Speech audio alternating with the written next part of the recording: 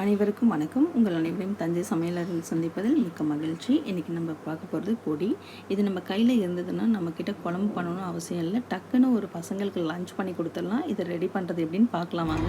நம்ம கடாய் வச்சுருக்கோம். கடாயில் கொஞ்சம் போல் நல்லெண்ணெய் ஒரு ஸ்பூன் அளவுக்கு நான் சேர்த்துருக்கேன். அதில் நான் ஒரே துண்டு பெருங்காயம் போட்டு பொரிச்சு எடுத்துக்கிறேன். இப்போ நம்மளோட பெருங்காயம் நல்லா பொரிஞ்சிருச்சு. இதை நம்ம ஒரு பிளேட்டுக்கு மாற்றிக்கலாம். நான் ஒரு 5 மிளகாய் எடுத்திருக்கேன். காரம் உங்களுக்கு ஏற்ப போட்டுக்கோங்க. மிளகு சேர்க்கறதுனால மிளகாவை அதுக்கு தகுந்த மாதிரி கம்மி பண்ணிக்கோங்க.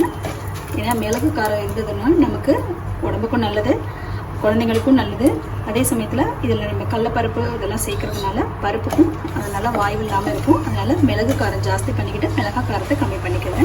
நான் இதால் 1/2 கப்பு உளுந்து எடுத்துக்கேன். கொஞ்சம் செவர உளுந்தை வறுத்து எடுத்துக்கலாம். உளுந்து 1/2 கப் எடுத்துக்கிறதுனால கடலப்பருப்பு 1/4 கப் ரெண்டையும் சேர்த்து நல்லா வறுத்து எடுத்துக்கலாம். 1 ஸ்பூன் அளவுக்கு மிளகு. பாருங்கள், உளுந்து எல்லாமே நல்லா செவந்து வந்திருக்கு. இதை நம்ம பிளேட்டுக்கு ட்ரான்ஸ்ஃபர் பண்ணிக்கலாம்.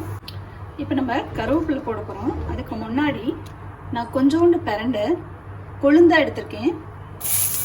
அந்த கொழுந்து மட்டும் 1 ஸ்பூன் அளவுக்கு நான் இதில் சேர்த்துக்கிட்டு இது கூடவே நம்ம கருவேப்பிலையும், நான் கருவேப்பிலை அலம்பி காய வச்சு எடுத்து வச்சுருக்கேன், அதையும் இதுக்குள்ளே சேர்த்துக்கலாம். ஓரளவுக்கு காஞ்சிருக்கு, ஏன்னா கொஞ்சம் வதக்க ஈஸியாக இருக்கும் அப்படிங்கிறதுனால அதையும் இதுக்கூடவே சேர்த்து போட்டு நல்லா மொறுன்னு வர அளவுக்கு நம்ம வறுத்து எடுத்துக்கலாம்.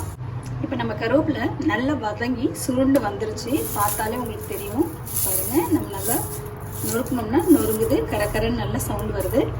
இது நல்லா ஆறட்டும். சூடாக இருக்கும் போது அரைச்சிடாதீங்க. அரைச்சிட்டிங்கன்னா உங்கள் மிக்சிலேயே அங்கங்கே ஒட்டிக்கும். நல்லா ஆற விட்டு அதுக்கப்புறம் அரைக்கலாம். இது நல்லா ஒரு பக்கம் ஆறட்டும். நம்ம இப்போது மிளகாவையும் பெருங்காயத்தையும் மட்டும் நான் ஒரு சுற்றி எடுத்து வந்திருக்கேன். இதுக்கப்புறம் நம்ம மற்றது எல்லாத்தையும் சேர்த்து நல்லா பவுடராக ஃபைன் பவுடராக அரைச்சி எடுத்துகிட்டு வந்துடலாம். இப்போ நம்ம ஓரளவுக்கு அரைச்சிட்டோம். இது கூட நான் இதுக்கு தேவையான அளவுக்கு உப்பு சேர்த்து இன்னொரு ரவுண்டு நல்லா சுற்றி எல்லாம் மிக்ஸ் ஆகிற அளவுக்கு அரைச்சிட்டு வந்துடுறேன். இப்போ நம்ம ரெடி பண்ண பவுடரை யூஸ் பண்ணி எப்படி சாதம் பண்ணலான்னு பார்க்கலாம். இப்போ எண்ணெய் காஞ்சிருச்சு. கொஞ்சம் போல் கடுகு, கொஞ்சம் போல் சீரகம், கொஞ்சம் போல் உளுந்து, 1 ஸ்பூன் அளவுக்கு கடலைப்பருப்பு, கொஞ்சமாக நிலக்கடலை, இது கூட நீங்கள் முந்திரி பருப்பு கூட சேர்த்துக்கலாம். இப்போ எல்லாமே நல்லா பொரிஞ்சிருச்சு. கடலையெல்லாம் படப்படன்னு வெடிக்குது. இப்போ நான் 2 கப் அளவுக்கு ரைஸ் வச்சுருக்கேன், அதை இது கூட சேர்த்துக்கலாம். அடுப்பு சிம்மில் வச்சுக்கோங்க. இப்போது நான் 1 ஸ்பூன் அளவுக்கு பொடி போட்டுக்கிறேன். ஒரு 1.5 ஸ்பூனாகவே போட்டுக்கிறேன். நீங்கள் பார்த்துக்கோங்க, உங்களுக்கு தகுந்த மாதிரி உங்கள் சால்ட்டோட அளவுக்கு தகுந்த மாதிரி போட்டுக்கோங்க. பத்தலைனா கூட நம்ம ஆட் பண்ணிக்கலாம். அடுப்பு சிம்மில் இருக்கட்டும். நான் சாதத்தில் உப்பு போட்டு வடிக்கலை. நீங்கள் கருவேப்பிலை சாதம் தான் பண்ண போகிறீங்கன்னா உப்பு போட்டு வடிச்சிருக்கீங்க. நம்ம ஆல்ரெடி பொடியிலையும் உப்பு போட்டிருக்கோம், இருந்தாலும் அந்த உப்பு பத்தாது.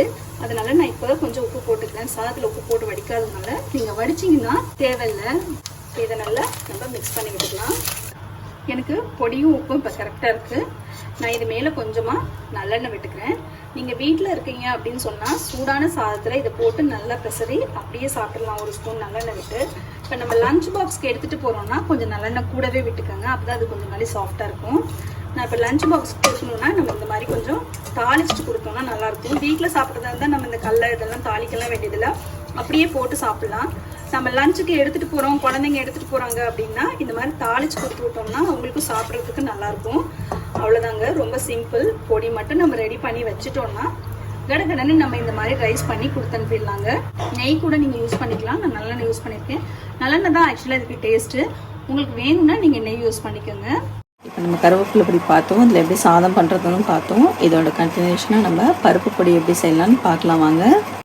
கடாய் வச்சுருக்கோம், கொஞ்சம் போல் எண்ணெய் விட்டுருக்கோம். இதில் ஒரு கட்டி பெருங்காயத்தை நல்லா பொரிச்சு எடுத்துக்கலாம். இப்போ நம்ம பெருங்காயம் பொரிஞ்சிருச்சு, நம்ம எடுத்துடலாம். இப்போ மிளகாய் சேர்த்துக்கலாம். மிளகாவும் நல்லா வறுபட்டுருச்சு, எடுத்து வச்சிடலாம். நான் கொஞ்சமாக பூண்டு சேர்த்துருக்கேன், தோலோடு சேர்த்துருக்கேன். பூண்டு வேண்டாம்னா நீங்கள் சேர்க்க வேண்டாம். பூண்டு நல்லா வதங்கிடுச்சு. நம்ம இதை வேறு பிளேட்டுக்கு மாற்றிடலாம். பூண்டை வதக்காமல் போடக்கூடாது. நான் துவரம்பருப்பு எடுத்திருக்கேன். இது ஒரு 100 கிராம் கிட்ட துவரம்பருப்பு எடுத்து இதில் நல்லா வறுத்துக்குவோம். 50 கடலைப்பருப்பு சேர்த்துருக்கேன். நீங்கள் வேணும்னா பாசிப்பருப்பு, பொட்டுக்கடலையோ இதுக்கு பதிலாக சேர்த்துக்கலாம். 1/2 ஸ்பூன் அளவுக்கு வெந்தயம், 1/2 ஸ்பூன் அளவுக்கு மிளகு. எல்லாமே நல்லா இப்போது செவந்து வறுபட்டுருச்சு. இதை நம்ம எடுத்து கொட்டி ஆற வச்சுக்கலாம். கொஞ்சம் போல் வாசனைக்கு கருவேப்பிலை போட்டு அதில் வறுத்து கொட்டிக்கலாம். இப்போ நம்ம கருவேப்பிலையும் நல்லா ரெடி ஆகிடுச்சு. அதனால் நம்ம ஆற வச்சுருக்க எல்லாத்தையும் ஒன்றா சேர்த்து நல்லா இப்போ அரைச்சிட்டு வந்துடலாம். ஃபஸ்ட்டு நம்ம மிளகு, பூண்டு, பெருங்காயத்தை மட்டும் ஒரு சுற்றுக்கலாம். அதுக்கப்புறம் மிச்சம் இது கூட இருக்கிற பருப்பெல்லாம் சேர்த்து நல்லா ஃபைன் பவுடராக அரைச்சிட்டு வந்துடலாம். தேவையான அளவுக்கு நம்ம உப்பு சேர்த்துக்கலாம். உப்பு சேர்த்து நைஸாக அரைச்சிட்டு வந்துடலாம்.